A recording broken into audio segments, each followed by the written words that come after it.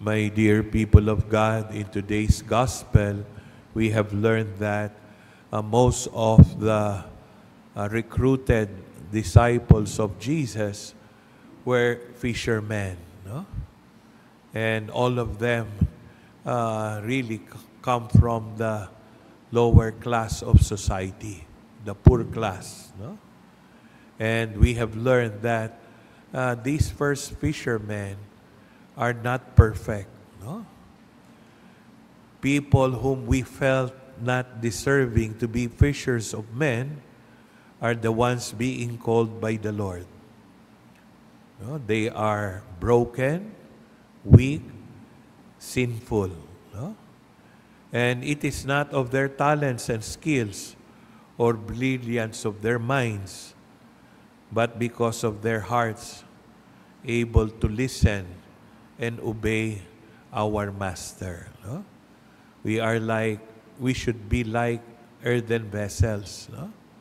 It means we allow the grace of God, no, to empower us and to form us and to mold us. No? The fishermen here are not perfect, no? Not competent, no? But they are called. No?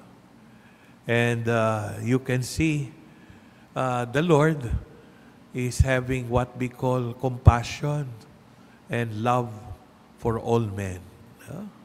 Parang sinasabi natin, siya yung talagang may malasakit. No? Una, anong ginawa niya? Early in the morning, he went into the shore and then asked Peter, after they have been fishing for the whole night, no?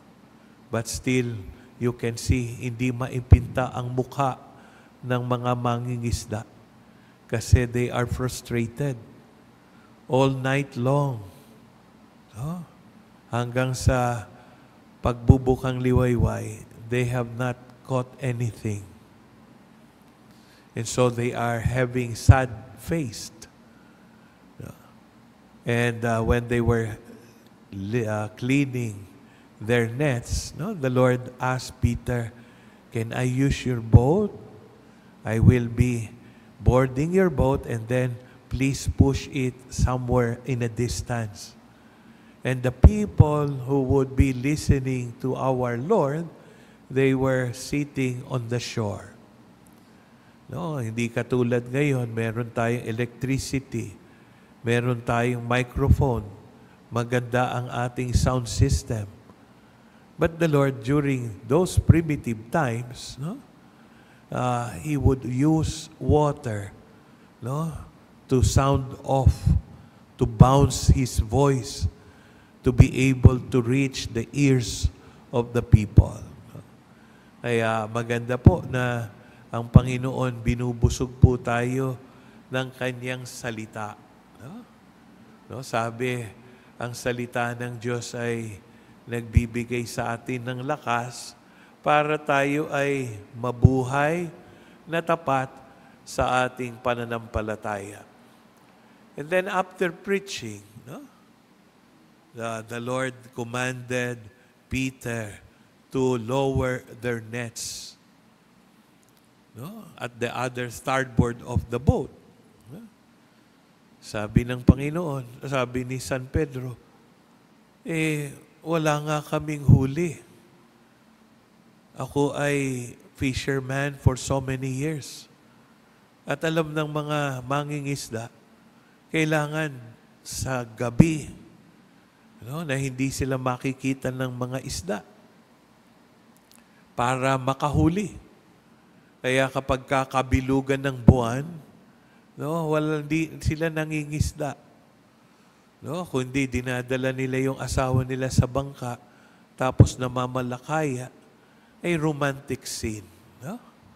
Pero kapag bilog ang buwan, maliwanag, nagre-reflect, at makikita merong mangingisda at hindi papahuli ang mga isda.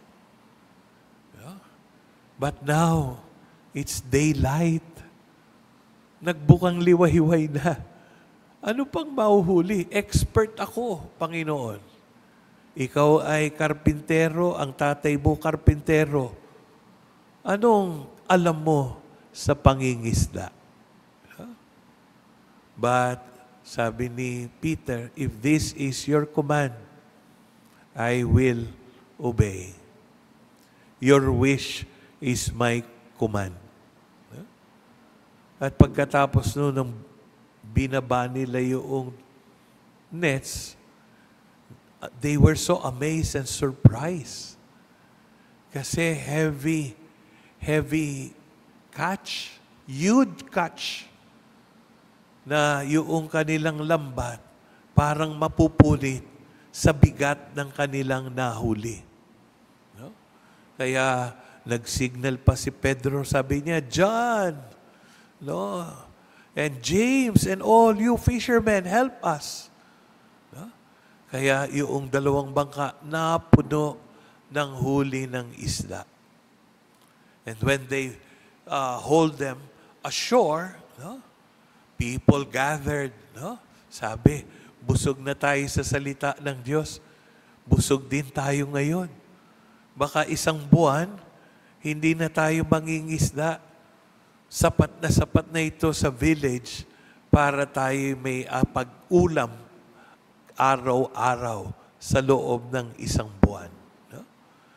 Kaya makikita nyo, no? When we trust the Lord, when we allow Him, then you can see the good result. No? Amazing. No? Napakarami.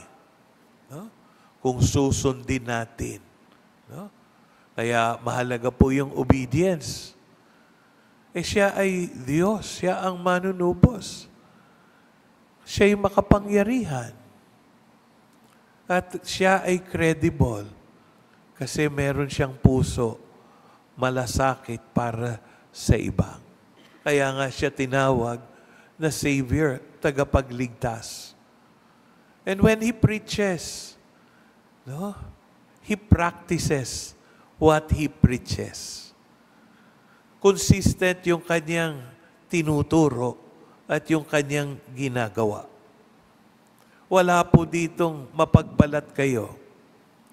Wala po dito magaling lang sa pangako. Para bang mga politiko, no? Kahit langit, no? Ipapangako. Pero pagdating na sila'y nakaupo na iboto, nakalimutan na ang kanilang ipinangako. No? But for the Lord, He is so true to His words. No? Kaya makikita natin, no? Why we should obey. Okay, hindi tayo susunod kung nakikita natin yung ating pinuno, no, taliwas sa kanyang sinasabi, sa kanyang ginagawa. Hindi kabilib-bilib, no? No? Yung bang utos ng utos, no, parang diktador. Pero di ba dapat we consult our conscience? No? Kaya sabi ng Panginoon, well, after this, I will make you fishers of men. No?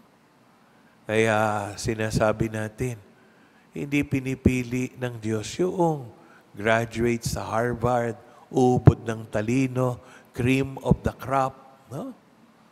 Ang mahalaga lang ay sila ay may pakikinig.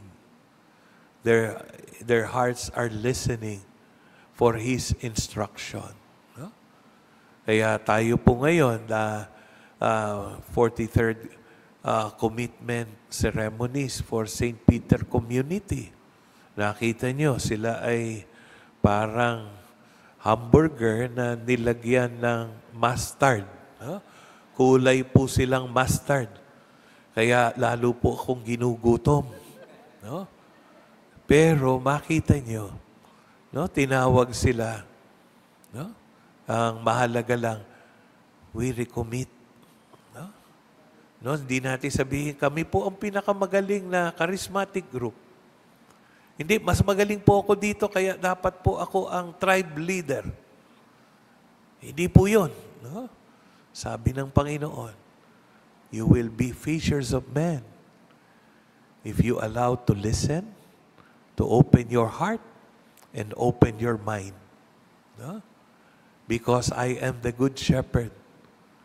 The voice of the good shepherd knows the voice and knew by his sheep. No?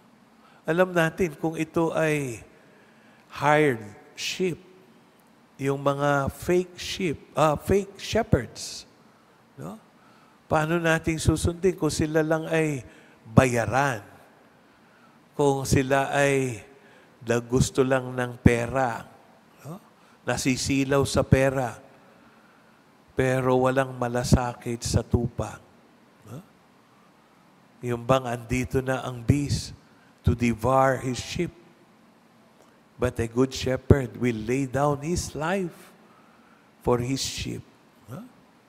Kaya napakaganda maging leader man tayo o follower.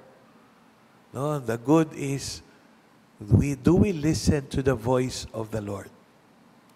Are we still true, continuing Christ's work in this world? No? Obedience is a virtue, and credibility is also a virtue.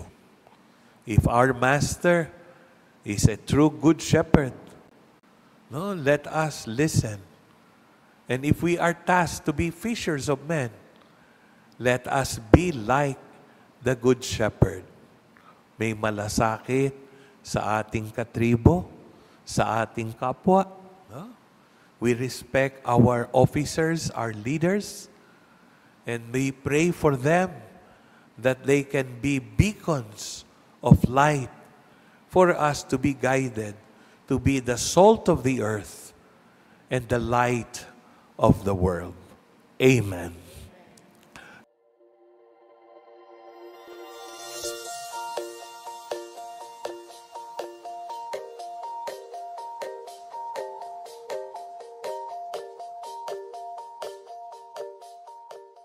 Thank you for joining us.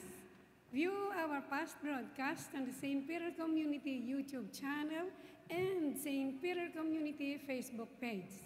Don't forget to like, to share, to subscribe, and hit the bell so you can be notified on our upcoming activities. Maraming salamat po at laging tandaan,